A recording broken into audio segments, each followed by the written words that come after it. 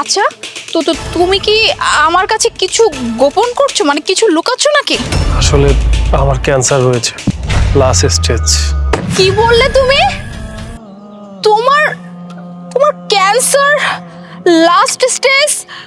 মানে কবে কবে জানতে পারলে? আর তুমি আমাকে কেন জানাওনি? ম্যাডাম, আপনার কোনো চিন্তা করার দরকার নাই। ডিফুজের কাজ পুরোটাই শেষ, তাল্লাক হয়ে গেছে। এখন হলো টেকার ফালা। ওই যে 50 লাখ টাকা আপনার পাওয়ার কথা, কাবিনের টাকা, আপনি কোনো ফাইলেছেন। এই টাকা যদি আপনি ব্যাংক রাখুন, প্রতি মাসে মিনিমাম 60 থেকে 70,000 টাকা আপনার ইন্টারেস্ট টাইম। দরকার লাগলে বিয়ে আরো 4-5টা করুক।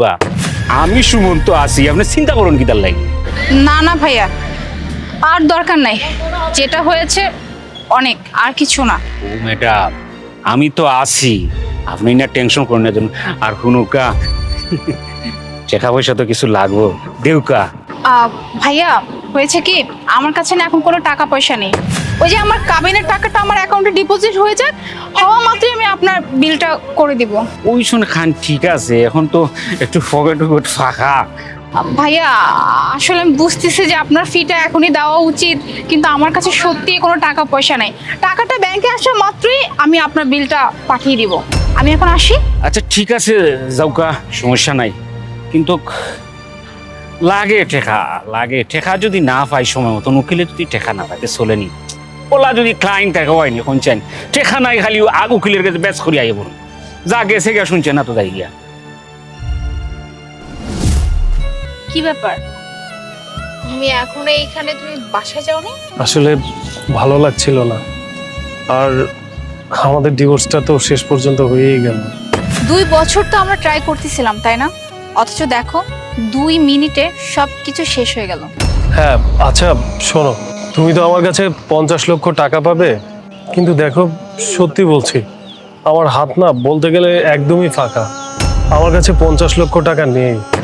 তুমি বরং যে একটা কাজ করো, আমার উত্তরার যে ফ্ল্যাটটা আছে ওটা তুমি নিয়ে নাও, আর ওই যে কল্যাণপুরের যে ফ্ল্যাটটা আছে ওটাও তুমি নিয়ে নাও।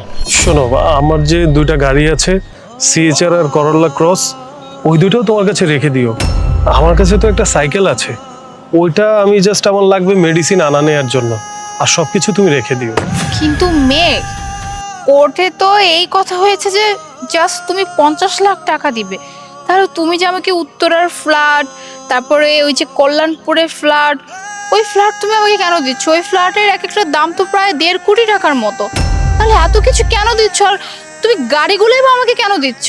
আচ্ছা শোনো, আমার যে 50 ভরি গোল্ড আছে না, ওইটা তুমি নিয়ে নিও। কি বলতেছো? আমি কিছুই বুঝতেছি না। আমাদের আমাদের কাবিনের টাকা মাত্র 50 লাখ, আর তুমি আমাকে ফ্ল্যাট দিচ্ছ, গাড়ি দিচ্ছ, আবার তোমার কাছে যত গোল্ড আছে সব কিছু দিয়ে দিচ্ছ। আমার না মাথায় কিছু আসতেছে না, আমাকে একটু খুলে বলো তো, গোল্ডগুলো কেন দিচ্ছ? ওগুলো তো আমাদের মেয়ের জন্য, তাই না? আর আমাদের মেয়ের যখন বিয়ে হবে তখন ওই গোল্ডগুলো দিবে। হ্যাঁ, মেয়ের বিয়ের জন্যই তো দিবা। হ্যাঁ, আমাদের মেয়ের বিয়ের জন্য রেখেছো।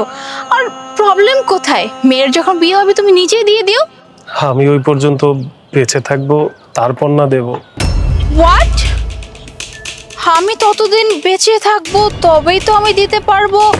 আচ্ছা মেঘ, আমাকে একটু ক্লিয়ার করে বলো তো, মানে তুমি কি বলতে চাচ্ছ? মানে তুমি ততদিন বাঁচবে, তুমি বাঁচবে না তো কি হবে? কি হয়েছে তোমার? আচ্ছা, তো তুমি কি আমার কাছে কিছু গোপন করছো, মানে কিছু লুকাচ্ছ নাকি? আসলে আমার ক্যান্সার হয়েছে, লাস্ট স্টেজ। কি বললে তুমি? তোমার তোমার ক্যান্সার লাস্ট স্টেজ? মানে কবে কবে জানতে পারলে? আর তুমি আমাকে কেন জানাওনি? আমি আগেই জানতাম, কিন্তু আমি ক্যান্সারের সাথে যুদ্ধ করছিলাম। আচ্ছা এসব কথা এখন বলে লাভ কি? আমাদের তো তালাক হয়েই গেছে, এসব ছাড়ো না, বাদ দাও। কিন্তু মেঘ, আমাদের তো ডিভোর্স হয়ে গেছে, আর তুমি এখন আমাকে এই কথা বলতেছো? আর আমি তো তোমার কাছ থেকে ডিভোর্স নিয়েছিলাম অন্য কারণে। আমি যদি জানতাম তোমার এই অবস্থা, আমি আমি কখনোই তোমাকে ডিভোর্স দিতাম না। আচ্ছা তুমি একটা কাজ করো, তুমি তোমার উকিলকে বলো কেসটা যাতে উঠিয়ে নেয়। তুমি তাদেরকে বলে দিও যে আমি সবকিছু পেয়ে গিয়েছি, অন্তত আমাকে শান্তি মতো মরতে দাও, কারণ মরার পরে যেন আল্লাহর কাছে ঋণ নিয়ে আমার না যেতে হয়। মেঘ মেঘ প্লিজ স্টপ। তুমি সব কি বলতেছো? দেখো আমার কোনো কিছু লাগবে না, আমার টাকা লাগবে না, ফ্ল্যাট লাগবে না, গাড়ি লাগবে না, কিচ্ছু লাগবে না। আমি আসলে যদি জানতাম যে তোমার এই অবস্থা, আমি সত্যি এই মুহূর্তে তোমাকে ছেড়ে কখনোই যেতাম না, আমি এই মুহূর্তে তোমার পাশে থাকতাম। আচ্ছা, এইসব কথা বলে কি আর লাভ আছে বলো? তোমার আমার তালাক হয়ে গিয়েছে, এখন স্বাভাবিকভাবে আমাদের ডিভাইডেড থাকতে হবে। আর এত সিম্প্যাথি বাড়িয়ে লাভ কি? আমি তো বেশি দিন বাঁচবো না, এই অল্প সময়ের জন্য আমার সাথে থেকেও বা তোমার লাভ কি? তুমি বরঞ্চ নতুন করে জীবনটা সাজাও। আর শোনো, আমার এখন মেডিসিন নিতে হবে, আমি তাহলে আসি, তুমি ভালো থেকো।